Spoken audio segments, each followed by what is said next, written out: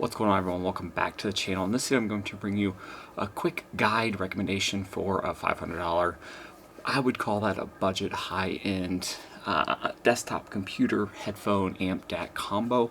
So I'm going to go over the products I have. I am not a pro at this, but I think that this is a real good setup, especially for that $500 or less, and it's going to have everything you need to have good, I would say, pro-grade audio, especially if you're into headphones, maybe you're doing some video editing, photo editing, you like listening to music, and you want a little bit better quality than some of the wireless or even some of the plug-in in-ear. I have a $100 pair of Bose headphones, just this one you put in your ear. I think I got them for $50. But I'll go through each component, why I think they may be a good option for you. I'll go through some more budget friendly options also, mainly in the headphone realm, because I'll kind of get into that. So first we'll talk about the headphones. So these are the Sennheiser HD600s. These are really old headphones, so they've been around for over a decade. They're still probably one of the most recommended headphones out there, especially if you're getting into high-end headphones for the first time.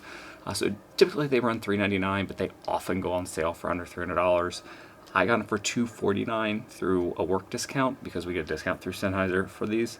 But I have seen them in that close to $250 price point before when they're on sale on Amazon. They sometimes go on sale on Newegg also. And there's some other outlets out there, some music places. You may be able to pick them up locally also for around that price point. But these are very neutral sounding headphones. There's not a lot of bass to them, so if you're looking for bass, I would probably look into some of the aerodynamic options, the 1990 Pros, even the 770s. If you wanted to really get something for like $150, those have a lot more bass than these, but these are very easy to listen to, very comfortable. The actual little wires here can actually be removed, so you don't have to worry about them wearing out or breaking over time, where a lot of like the $150 headphones, you do have to worry about that. If you're wanting something a little bit more expensive and you want a lot of bass, I would do the Hi-Fi Man Sendaras. They're great planar headphones that give you a little bit more bass than the Sennheisers do. There's not a lot of bass, and bass kind of feels a little bit muddy in these and not well produced, but everything else, they're very easy to listen to, very warm, nice treble, nice mids, lows, especially if you're doing a long video editing. These are really good because they're not fatiguing on your ears.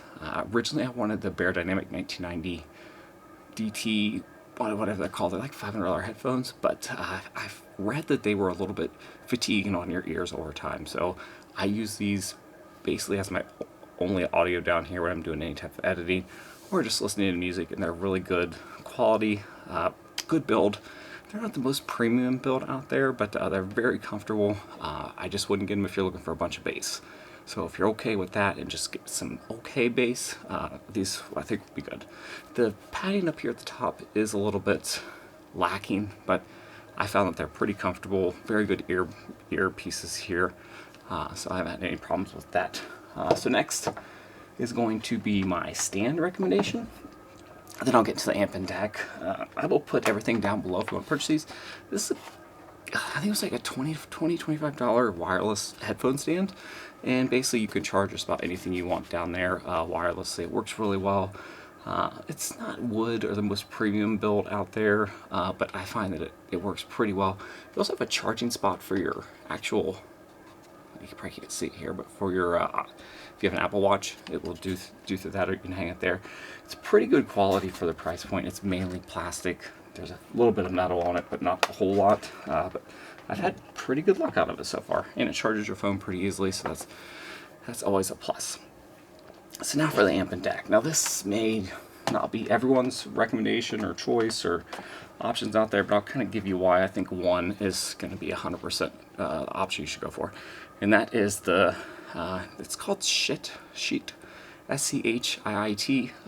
This is the Magni 3 Plus. So that is probably the best budget-oriented amp out there, at least from what I've read.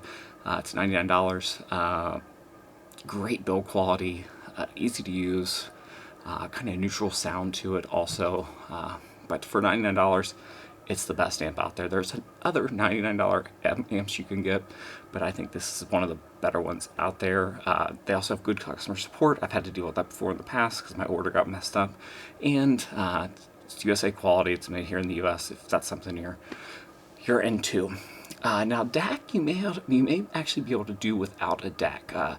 I have a Gigabyte ATX something Pro motherboard, and the onboard audio actually is pretty good with that. So I probably could have not gone with the DAC and saved another $100.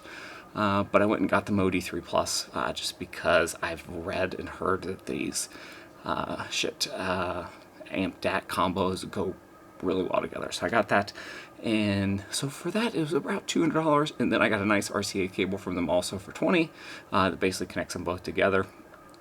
And so that was about $250 with tax, $250 for headphones, so that's $500. If you want a cheaper option, get the Beyerdynamic 990 Pro. I prefer the 250 ohm version of those, but they have other options also. But the amp will drive anything you need. So this could be an amp you get, and if you're not wanting to play around with more high-end stuff, I think it would be a great option for anyone. If you're getting out there and just starting to get into audio. I'm not an expert, or I used to have some Beyerdynamic 770 Pro, I think the 80 ohm version, and I also had the 250 ohm version, and that's what kind of drove me into it. I also like desktop monitors, but down here in the basement, usually I use this area when our 16-month-old is sleeping, so I try to be as quiet as possible because technically his room is right above ours, so that's why I went with headphones over just some actual speakers. So that's it. Quick little video. I've been pretty happy with it. The headphones are great. The only negative is that there's not a lot of bass. The bass that's there, I find, isn't great. At least in my eyes, it isn't the best bass-driven headphone out there. That's it. There's tons of other videos like this from expert people that are really audiophiles and really know what they're talking about. This is just a general consumer. But this combo is actually served pretty well, and from what I've read, this combo is a pretty good option, especially with the Magni 3 Plus and the Modi 3 Plus. They're really good choices out there for a budget.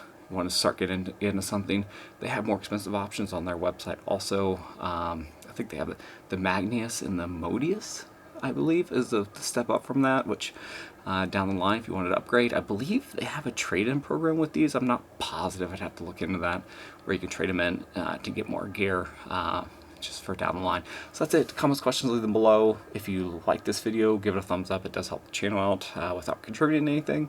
If you don't like the video, tell me what I should be doing different, and I'll go from there. I did shoot this in the Canon C-Log 3, so who knows how long it'll take me to edit it. But that's it. Have a good rest of the day, weekend, whatever it is out there, and I'll see you guys next time.